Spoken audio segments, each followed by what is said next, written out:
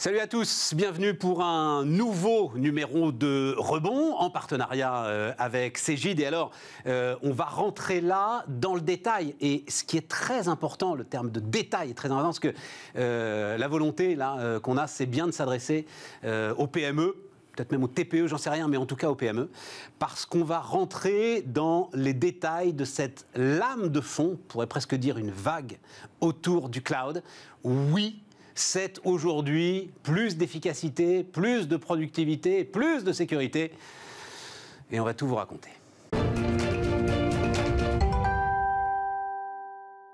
Donc, autour de la table, dans cette première partie, Sylvain Mousse. Salut Sylvain. Bonjour Stéphane. J'ai oublié de noter ton titre. Chief Product Officer.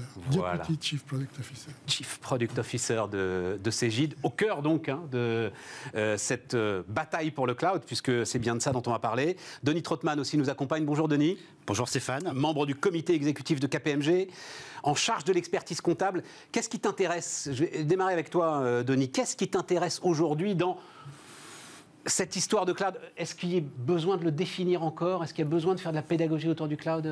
J'espère plus, je veux bien le faire s'il faut le faire. Mais... Allez, très rapidement, au cas où quand même. Le cloud, c'est la capacité à offrir à des entreprises ou des particuliers des services auxquels on s'abonne et qu'on consomme autant qu'on veut. Donc c'est totalement mutualisé, totalement virtualisé et totalement élastique. Et je peux le consommer le jour, la nuit, en déplacement, à l'étranger, partout dans le monde. C'est ça, c'est le cloud.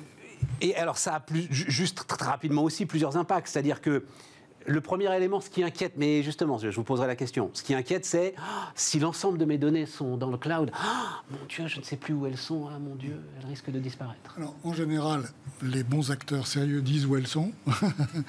Il faut le faire, il faut dire mes données sont dans tel endroit, parce qu'il y a des aspects, on pourra y revenir, de législation qui sont associés à la territorialité des données.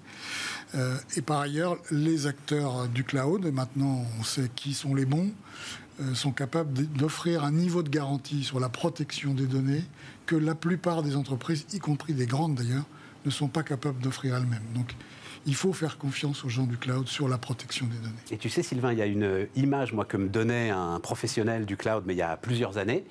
Quand on lui disait ça, il disait « Ah mais bien sûr, et d'ailleurs, votre argent, il est sous votre matelas, il n'est pas à la banque.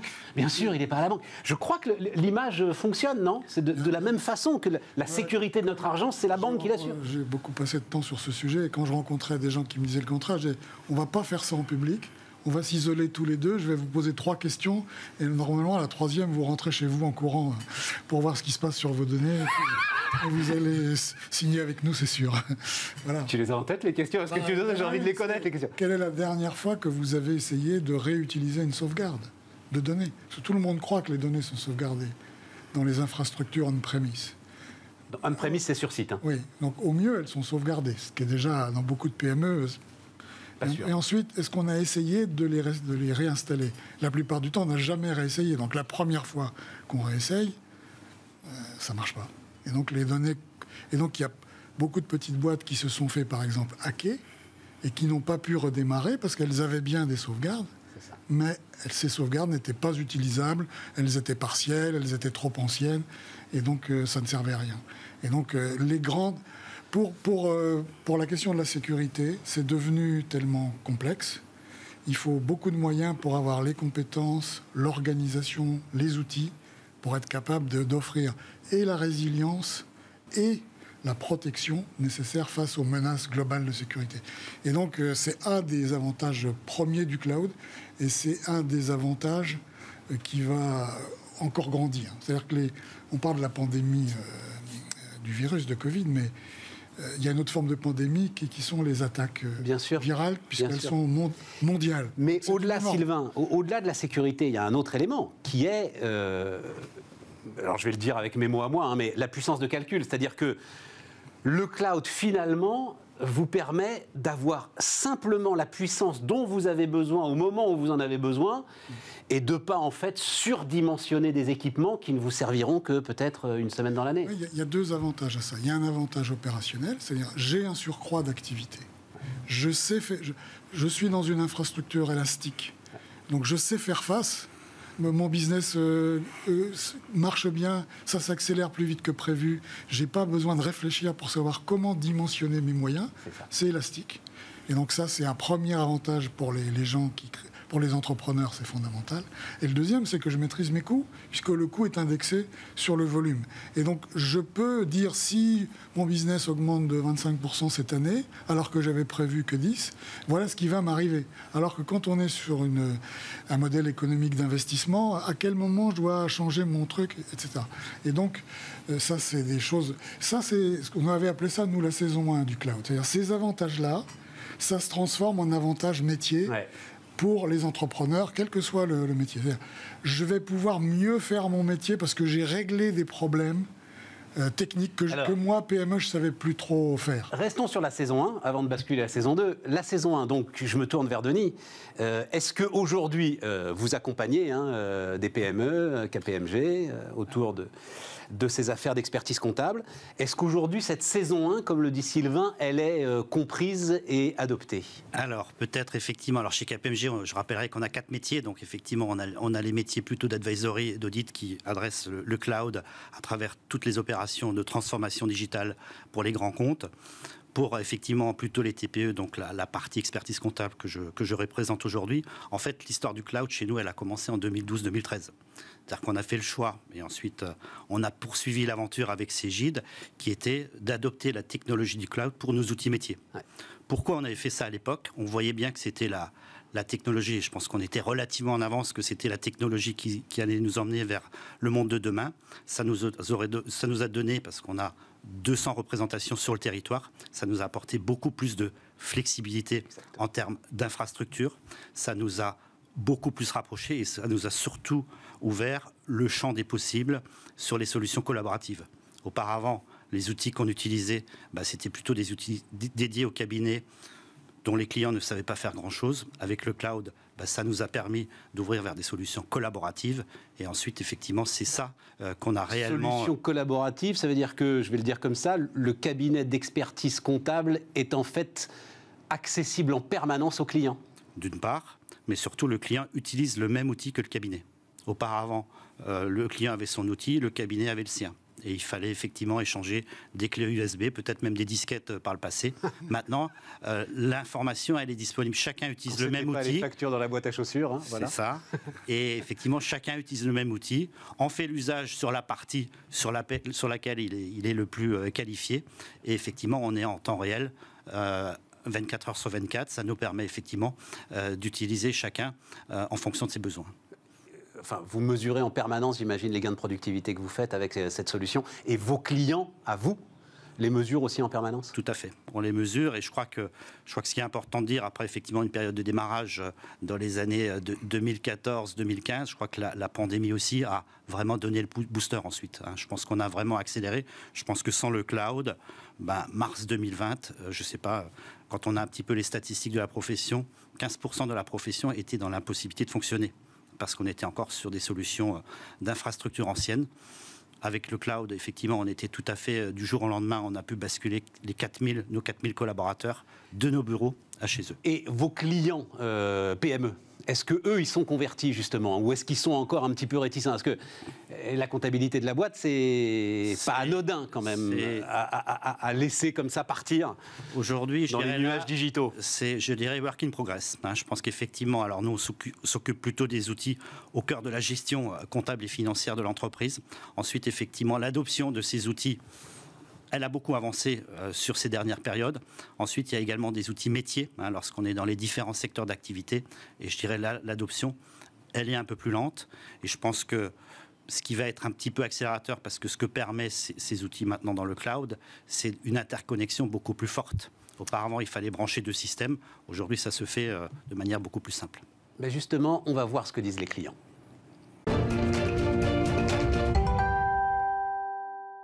Sylvain, justement, restons sur cette saison 1. C'est quoi les demandes des clients aujourd'hui auprès de Cégide? L'agilité. C'est-à-dire, la pandémie, d'autres phénomènes comme ça, on a le besoin d'aller vite, de pouvoir décider vite, de pouvoir prendre une décision et la rendre opérationnelle rapidement. Je pense parce qu'on s'est rendu compte qu'il survenait des choses qu'on n'avait absolument pas prévues, et il fallait trouver des réponses pragmatiques, efficaces. Et donc, il faut que nos produits intègrent ça, et c'est une des qualités de ce qu'on fait dans le cloud, c'est de pouvoir interopérer, interagir, augmenter sa souscription, la réduire, changer, etc. Et donc, ok, agilité. C'est le point, c'est l'agilité. Et l'interrogation, la question qui va en face, c'est la dépendance ou la souveraineté. C'est-à-dire, je m'abonne à des gens, on a pris l'habitude avec son téléphone, et il y a une peur de dépendance. Je suis un peu ficelé, quoi. Et comme derrière cette question de ça, il y a une question qui est relative à la souveraineté des données, cloud souverain, ces questions, où est-ce que sont mes données, les questions avec les États-Unis, toutes ces questions-là. Et donc, il y a d'un côté, on se rend compte que ça permet d'aller plus vite, de ne pas se poser tout un tas de questions, d'aller très vite. Puis en face, on se dit, oui, mais est-ce que, en prenant cette capacité à être d'un seul coup très agile, je ne me suis pas rendu finalement dépendant, et donc j'ai perdu, en quelque sorte, c'est l'agilité que je viens de gagner. Hein, ça serait ça le point de vue. Parfait. Comment tu réponds à cette question ah oui, mais tu as dit tout à l'heure, le bon opérateur de cloud, il dit à ses clients où sont les données. Oui, mais alors, nous on dit, par exemple à nos clients experts comptables, les données sont en France. On a des clients dans le retail chez Cegid, hein, tu le sais, ouais. Et on a des points de delivery en accord avec Microsoft dans le monde entier, à San José en Californie, à Singapour, en Chine, en Irlande, et puis aussi en France. Et là, on a besoin d'être dans ces pays-là pour servir les clients dans ces endroits-là. Mais on dit toujours où se trouvent les données. C'est important parce qu'il y a des lois, c'est pas la même chose. Bon, en Europe, il faut le dire, il y a une très grande avancée que le RGPD. L'Europe, c'est un règlement. Ça peut paraître sophistiqué. Franchement, c'est une super loi, le RGPD. C'est-à-dire que c'est pas si difficile que ça à comprendre. Il n'y a pas un effort, une complexité insurmontable. Et ça protège très bien les données des entreprises et des individus. Et donc, c'est plutôt un outil pour avancer qu'un frein ou un empêchement. Tu as vu, il y a juste une petite question rapide sur l'actualité, où tu n'as peut-être pas vu, une rumeur, mais ça fait un petit moment qu'elle tourne, hein. Une rumeur que Facebook pourrait tout fermer en Europe, parce que, et en l'occurrence ça dépend de l'Irlande, hein, puisque les serveurs de Facebook sont installés en Irlande, parce que l'Irlande, et donc le droit européen, va leur interdire, alors non seulement d'héberger leurs données aux États-Unis, mais même de les envoyer aux États-Unis, quitte à les rapatrier ensuite. Toi, tu dis, c'est un sujet sur lequel l'Europe ne doit pas céder. C'est trop important. Bien sûr, parce qu'au fond, là, on n'est pas devant une compétition technologique. On est devant une compétition juridique. C'est une loi qui s'appelle le Cloud Act. Il y a eu le Patriot Act Bush Junior, après le 11 septembre. Puis il y a eu Obama. Non, pas Obama, Donald Trump, qui fait Cloud Act, qui sont des lois extraterritoriales qui autorisent les États-Unis à venir accéder à des données qui se trouvent en Europe. Il y a quand même des conditions. Hein. On ne peut pas le faire sous... Bon. Et donc, c'est une agression concurrentielle juridique. Se battre avec de la technologie face au droit, ça ne marche pas. Il faut que l'Europe, grâce au RGPD, qui est un très bon outil, se défende juridiquement. C'est ça qui, je pense, faut... Saison 2, qu'est-ce que tu appelles la saison 2 du cloud ? On est allé dans le cloud. On a fait tous les gains métiers dont j'ai dit tout à l'heure, et on est devenu agile parce qu'on a réglé des tas de problèmes. Bon. Mais maintenant, une fois qu'on est dans le cloud, il y a des tas de trucs qu'on va pouvoir faire, qu'on ne pouvait pas faire avant, parce que le cloud a une puissance de calcul élastique. Et là-dedans, on va ranger le big data, c'est-à-dire tout ce qu'on va pouvoir faire en prenant toutes les données dont on dispose et en essayant d'en tirer profit, l'intelligence artificielle, avec la mise au point d'algorithmes qui vont nous permettre d'automatiser des traitements, d'identifier des anomalies, de prédire des choses. Enfin, là, on peut beaucoup développer sur ce que permet de faire l'intelligence artificielle. Et l'interopérabilité dont je parlais tout à l'heure, puisque là, on est entre des applications qui sont toutes dans le cloud. Donc la capacité à interagir entre elles est vraiment facilitée. Donc la capacité pour les entreprises à se construire un système d'information qui leur convient, en prenant les bouts qui leur conviennent chez les différents acteurs et leur permettra de faire ça vite. Voilà. Denis, c'est exactement... cette saison 2 alors pour rebondir sur ce que dit Sylvain, c'est exactement effectivement ce que le cloud nous permet aujourd'hui. Je dirais, notre vocation, c'est l'utilisation de ces données pour les besoins des entrepreneurs. Donc effectivement, aujourd'hui, les différents outils, ça nous permet une très grande interconnexion. Ça nous permet d'avoir de la donnée en réel, de la donnée en temps réel, parce que justement, qu'est-ce qui se passait jusqu'à présent? C'est que les entreprises, effectivement, traitaient la donnée et ensuite d'autres personnes l'analysaient. Aujourd'hui, ça se fait en temps réel et ça nous permet d'aller beaucoup plus vite et donner de la donnée raffinée qui permet d'enclencher un vrai dialogue de gestion dans la conduite des entreprises. Et c'est sur ce terrain-là que nous sommes aujourd'hui et que l'interconnexion des outils permet effectivement d'avancer. Ça m'intéresse, dialogue de gestion. Ça veut dire qu'en fait, l'ensemble de ces outils permettent de faire de la gestion prévisionnelle, de prévoir mieux les éventuels incidents qui pourraient... Ça permet déjà de dire à notre entrepreneur où est-ce qu'il en est, où en est sa trésorerie, où il en est dans ses données de gestion. Et de manière beaucoup plus rapide que ce qui se passait avant. Ça permet de faire en temps réel. Avant, ça se faisait avec un certain temps de décalage parce qu'il fallait traiter ces données. Aujourd'hui, ça se fait en temps réel et ça permet effectivement de voir l'avenir et de prévoir l'avenir de manière beaucoup plus efficace. Les données vont circuler beaucoup plus vite. Jusqu'à présent, on était dans une vitesse de transport des données qui était encore, pour beaucoup, celle du papier. Voilà, tu le sais, la facture électronique arrive. Ouais. Et donc, les données, elles vont arriver au fur et à mesure. Les flux ne seront plus des flux asynchrones, mais les entreprises vont faire leur opération. Les factures vont être le résultat automatique des opérations. Et les factures, elles vont partir vers leurs clients, vers l'administration fiscale, de manière automatique. Et donc, si on n'a pas la capacité à aller à cette vitesse-là, on ne rendra pas le service que nos clients attendent de nous.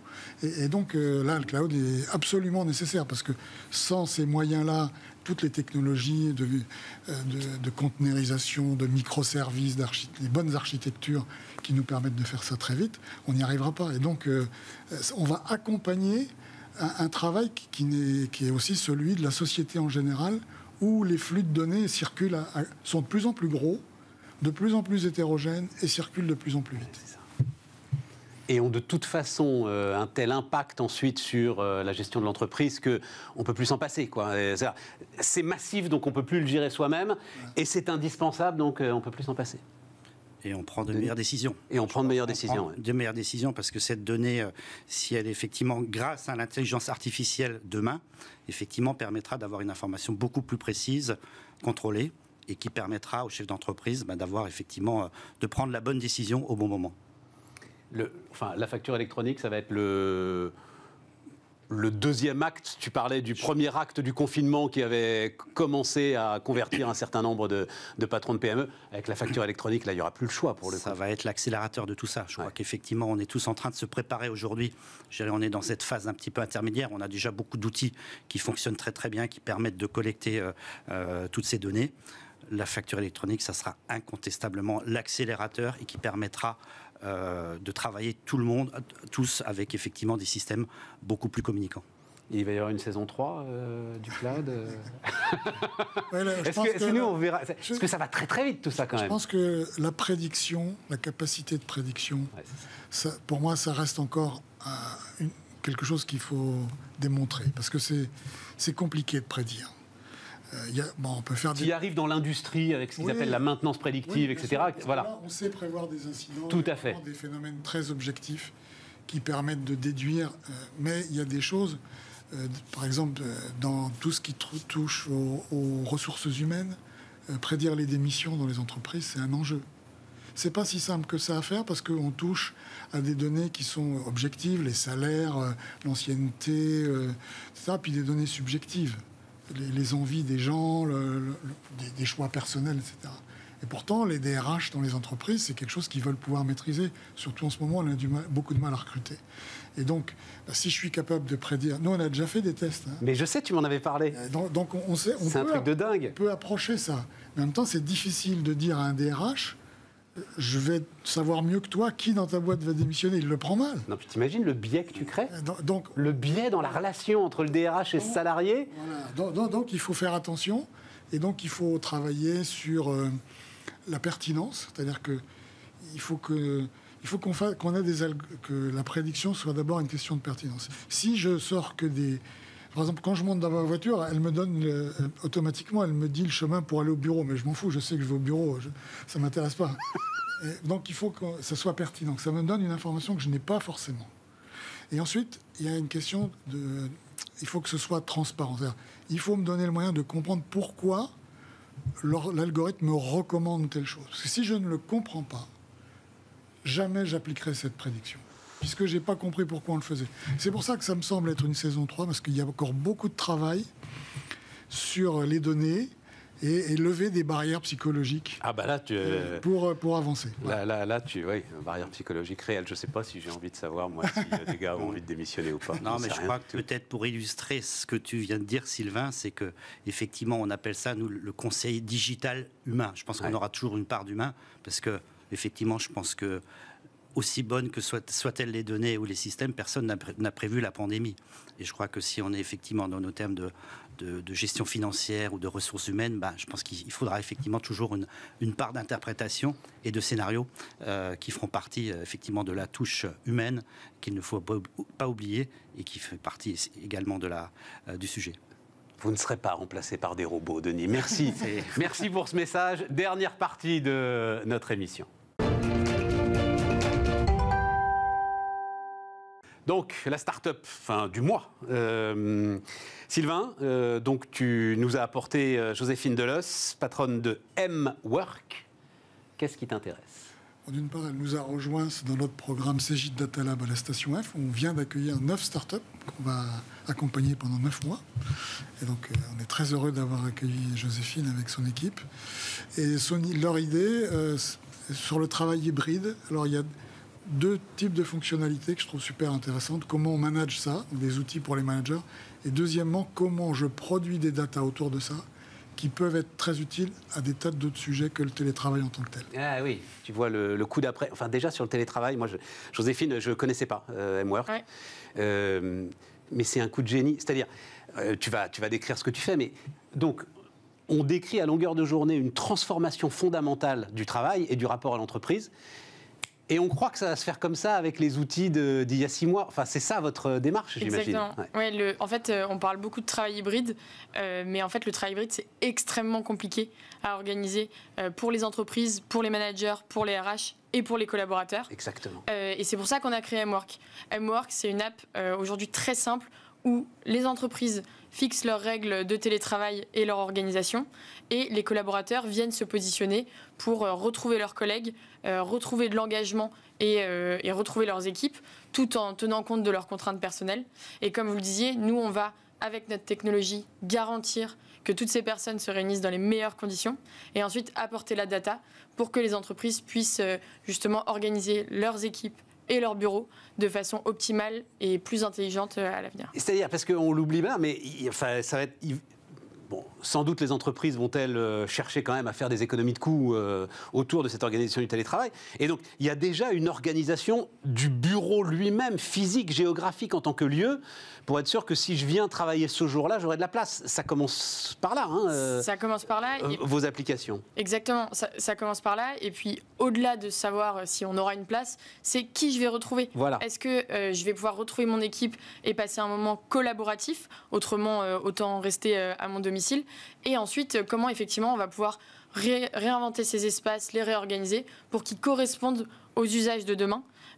Et que, en fait, les entreprises, on le voit, celles qui travaillent avec nous, c'est des entreprises qui mettent leurs collaborateurs au cœur de leur organisation. Et donc, ça commence par, effectivement, réorganiser ces espaces, repenser son organisation. Mais attends, Joséphine, pour bien comprendre, il y a, je vais dire, une brique de Slack, voilà, on va dire comme ça, genre on se parle, on échange, ok, t'es libre, tel jour, etc. et tout. Ensuite, une brique de dans quelle salle on peut se réunir, est-ce qu'il y a ce qu'il faut, etc. Et ensuite, quoi ? Il y a une 3e brique sur l'efficacité de la réunion, c'est ça ? Ou la façon dont tout ça s'est passé, qui s'approcherait un petit peu de Klaxoon, par exemple, si on était dans l'environnement de travail ? Effectivement, déjà, nous, on s'intègre avec ces outils, notamment les outils collaboratifs et les outils RH, parce qu'on sait que c'est très important important pour nos clients. Donc effectivement, on va pouvoir se coller aux usages existants en se mettant dans des Slack, des Teams, des calendriers et de l'autre côté des outils RH. Après, nous, ce qu'on va permettre, c'est vraiment très simplement de s'organiser sur son smartphone ou sur son ordinateur pour pouvoir justement retrouver les collègues qu'on a besoin de retrouver, que ce soit dans son équipe, dans une autre, pour créer des synergies et organiser justement cette façon de travailler plus facilement. Et alors, en termes de données à récupérer, vas-y, donc le deuxième stade, c'est qu'est-ce que tu apportes à l'entreprise, là, dans ces cas-là ? Là-dessus, nous, ce qu'on veut apporter et qu'on apporte tous les jours à nos clients, c'est de l'intelligence sur ce qui est fait de leur bureau, de leur salle de réunion, de leurs espaces. Également, toute la partie expérience collaborateur, où on est aussi très content d'avoir pu rejoindre le Cegid Data Lab pour creuser toute cette partie, suivre voilà. Mais ça veut dire quoi ? Ça veut dire des petits sondages, des petits testings pour savoir s'ils apprécient ? Aujourd'hui, ça se matérialise comme ça. Ouais. Demain, c'est aller encore plus loin en s'intégrant justement à d'autres outils sur les sujets, on en parlait souvent pendant la crise, mais de santé mentale, de risques psychosociaux, pour justement donner des clés aux managers et aux RH, parce qu'on parle beaucoup d'outils, on parle beaucoup d'espace, mais c'est aussi un sujet humain. Donc comment on fait pour que justement demain on garantisse la meilleure expérience collaborateur en mode hybride ? Sylvain, c'est elle qui va prévoir dans quelques années si tel ou tel collaborateur peut démissionner, c'est ça ? On a des décisions à prendre sur... c'est certain qu'on a un sujet avec les locaux. Ouais, c'est clair. Si j'ai des décisions à prendre, comment on va objectiver ces décisions ? Aujourd'hui, on ne sait pas exactement ce qui se passe. Ouais. Et donc on a besoin de data, là. Et après de les manipuler. Et après de comprendre c'est quoi les rituels dans les équipes, combien de fois ils se réunissent, qu'est-ce qui se passe. C'est des datas dont on va avoir besoin pour manager mieux. Et donc vraiment l'idée elle est top. Et nos managers, très important. Hein, ils sont décrits beaucoup, hein, le fait qu'ils soient, et on le comprend, hein, totalement perdus par ce qui est en train de se passer. Mais ça veut dire aussi qu'on s'inscrit juste très rapidement dans une idée. On a tourné une page pour toi, Joséphine. On ne reviendra pas au monde d'avant, tout le monde au bureau 5 jours par semaine.